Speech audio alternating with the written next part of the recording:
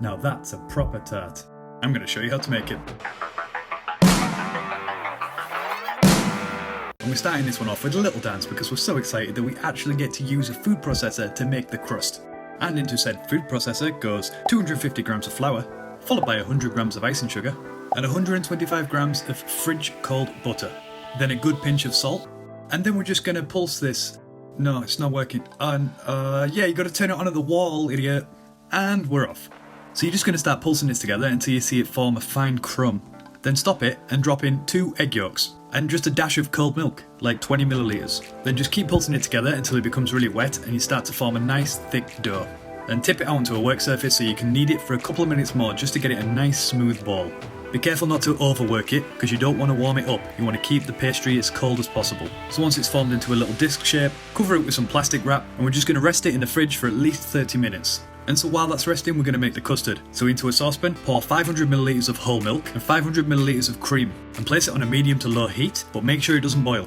And then in a separate bowl, we're going to whisk together 8 yolks and 100 grams of sugar, then whisk that together until it's nice and fluffy. We're going to do this by hand today as to get in our daily exercise, but you'll know it's ready for the next step when it starts to go more pale yellow.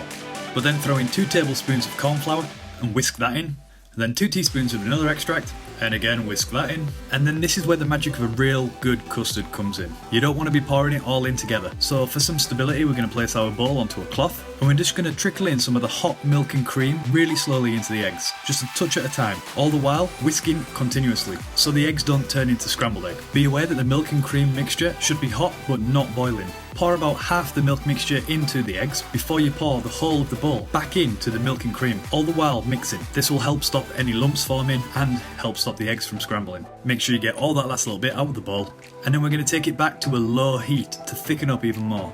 You can see the yolks have done their job with a nice yellow colour and that corn flour has helped thicken it up too. So you want to give this mixture just a little bit longer on a very low heat. You do not want this mixture to boil, otherwise your eggs will split.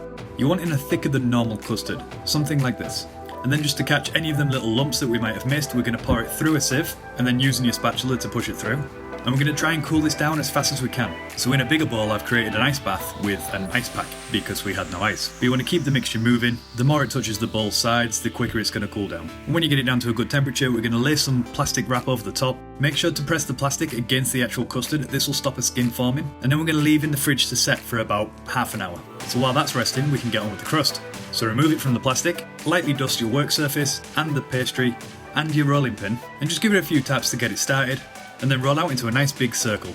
Make sure you're turning it so it doesn't stick to the table, and use more flour if need be. And we're going to roll this out till about ½ centimetre.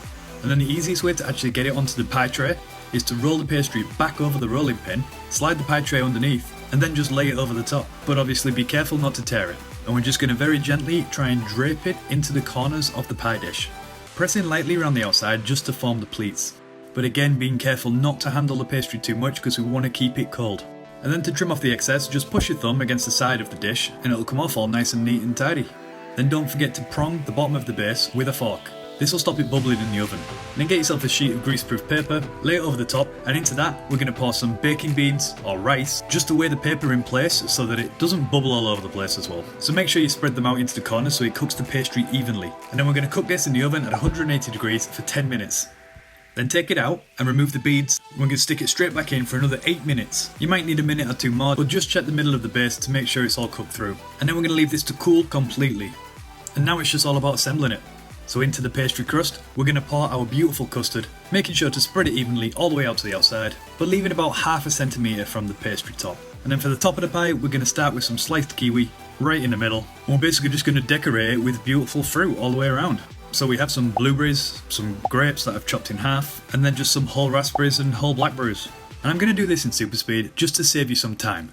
Oh, and speaking of time, this is lemon time, and it'll make a beautiful garnish for this tart. So just pick off a few leaves and scatter them around. We're just going to finish it off with an apricot glaze. It's literally just apricot jam with a touch of warm water mixed round, and we're just going to dab it all the way around the fruit to give it a little bit of an extra shine. Then very carefully slide it onto a plate, and just look at that. You can actually see it glistening in the light. That's beautiful. I recommend you leave this in the fridge for at least 2 hours to make sure that custard is properly set, but before serving, sprinkle with a dusting of icing sugar and get stuck in. And I gotta say, it was beautiful, like seriously beautiful. The crust was so smooth and buttery, and the sweetness in the custard was perfectly balanced against that tartness of the berries. It was so fresh. I completely demolished it way too easy. But as we admire its beauty one more time, I just ask you to subscribe, hit the like button, and if you want to support the channel anymore, please check out the Patreon page. There will be stuff uploaded very soon. And remember, just keep cooking.